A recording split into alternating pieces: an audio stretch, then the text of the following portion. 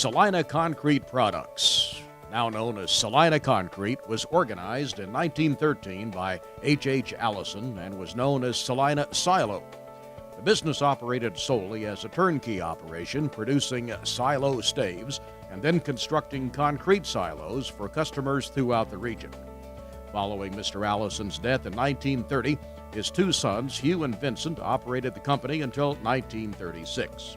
In 1936, Salina Silo was known as Salina Concrete Products and was purchased by the Wyatt Manufacturing Company. Under this ownership group, Mr. Harold Lammy managed the company until suffering a paralytic stroke in 1941. In 1942, Salina Concrete Products was reorganized as a corporation. It was at this time Carl Engstrom was employed as the manager. The product mix continued to grow, culminating in a warehouse being built in 1952 to store building materials. In 1958, the controlling interest was purchased by employees of Salina Concrete. This continued until April of 1965, when Monarch Cement purchased the controlling interest and now is the sole owner of Salina Concrete Products. After Carl Engstrom's retirement in 1974, the managers who have followed are Lyle Morgan, 1974 to 1992, Flavel Simcox, 1992 to 1997, Steve Morgan, 1997 to 2003, Cliff Thummel, 2003 to 2006, and since 2007, Peter Browning has been the acting general manager.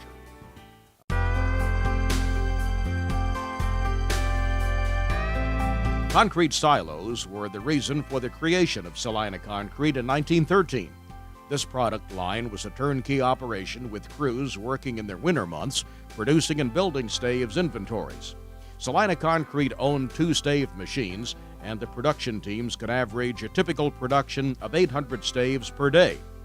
Once the frost was out of the ground, as many as 8 Salina Concrete crews would leave Salina to build silos for customers. Crews traveled throughout the Midwest, building silos in Kansas, Missouri, Nebraska, South Dakota, and Colorado. The average work week for these crews was from 7 a.m. till 7 p.m., 6 days a week. One employee remembered that every now and then there was a little overtime. The 4-person crew would stack the staves on the footing, which was already poured, and then build scaffold inside to the silo, and then stack staves course upon course until the height of the silo had been reached. As they moved up the silo, steel loops were placed around the courses of staves and tightened. Once this was completed, the inside of the silo was plastered with Portland cement. In a typical week, it was not uncommon to build 3 to 4 silos. A commonly constructed silo was a 20 by 60, which the 4-man crew could construct in 2 days. This specific silo consisted of 2,000 of the 70-pound staves. Crews would continue working, going to sites that had been sold by one of the 3 Salina Concrete outside sales teams. Once fall arrived, and with it the first frost, crews would be sent back to Salina. The process continued for decades until 1975, when Salina Concrete ceased this business due to the farming community moving to trench silos for storage.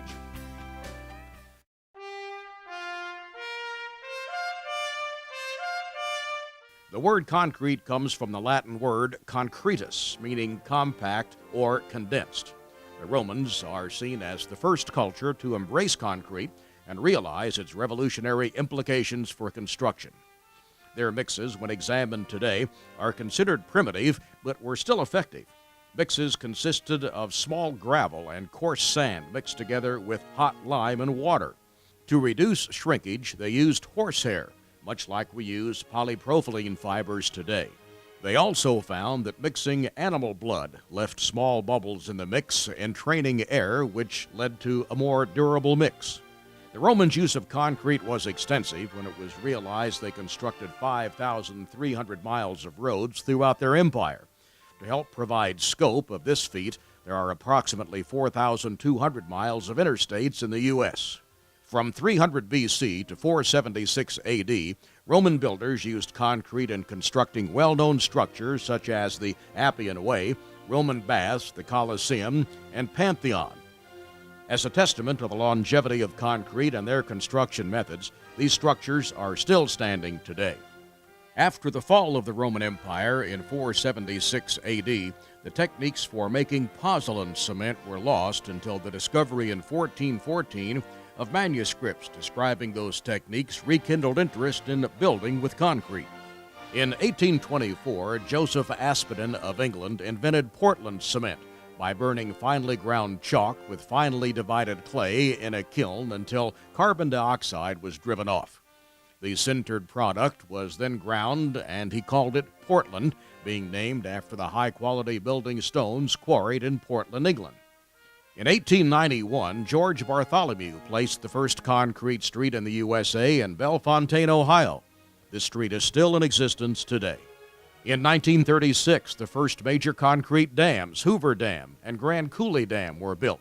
Both of these dams are still in existence and functioning with their intended purpose. In 1938, Salina Concrete added ready-mixed concrete to our product mix. While many things have changed since 1938, Salina Concrete has built a reputation of providing a premium quality product which customers have praised for decades. Years of product testing and research have resulted in the development of optimal mixes utilizing local aggregates. Salina Concrete has formulated dozens of mix designs to choose from, allowing us to meet the specific needs of customers' projects.